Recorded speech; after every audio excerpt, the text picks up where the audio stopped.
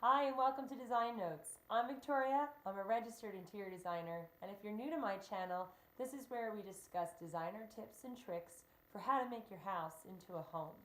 Today we're going to talk about a very exciting topic. We're going to talk about mantles.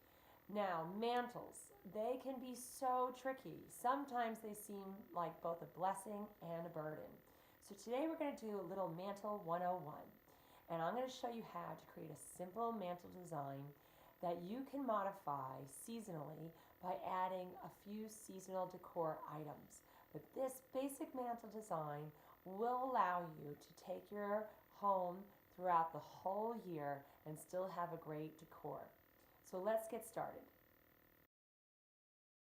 So here we have the mantle design that I prepared for us to look at today, and we're going to break it up into its components. The first component we're going to look at is the focal point, and the focal point is going to draw your eye in and up.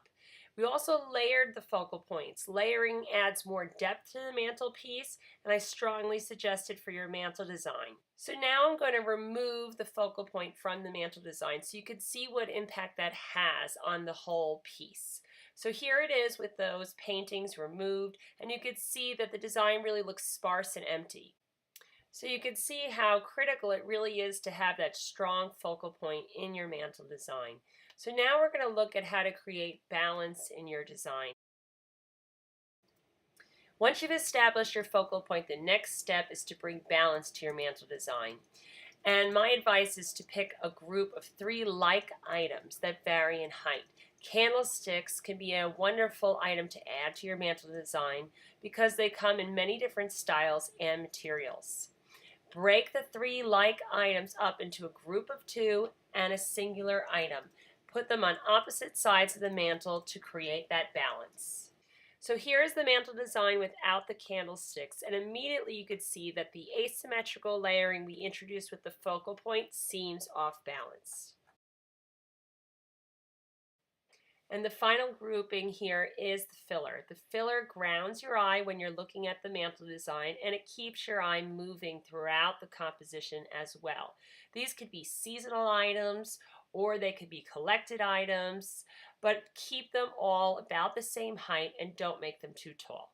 Now here's the mantle design with the filler group removed, and immediately you could see that our eyes are drawn to the candlesticks and the outer edges of the mantle, and the composition is no longer grounded.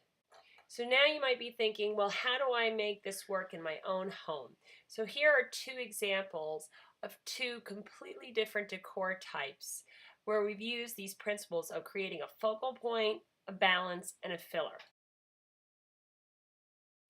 So here I've taken the principles that we discussed and created a farmhouse mantle decor.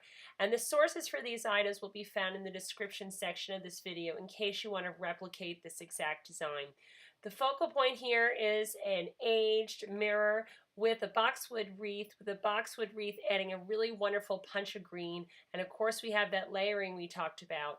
The wooden candlesticks add a nice natural element, and then the white pictures add that wonderful punch of white and create that calming effect and that wonderful rustic effect that we see in farmhouse decor. In the second example, we have a coastal mantle decor, and the focal point is composed of both the seaside painting and the brass lantern, as well as the blue coral. The blue coral and the lantern are layered over the mantle, and they actually sit upon the filler in this example. The wooden candlesticks, we're using the exact same wooden candlesticks here, but changing up the focal point actually gives them a different feel. They still lend a natural element, in this case reminiscent of driftwood, and together with the other elements they create a totally different look.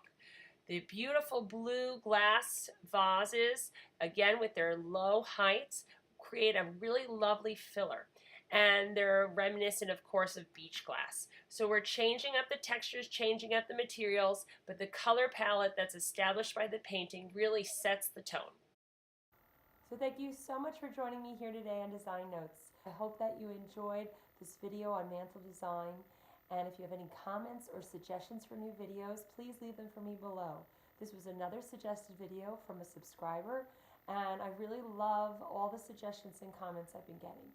If you like this video, the best compliment you could give me would be a thumbs up, so I would really appreciate that. And please share this video, and I hope that I will see you again here on Design Notes, and until then, please enjoy making your house into a home.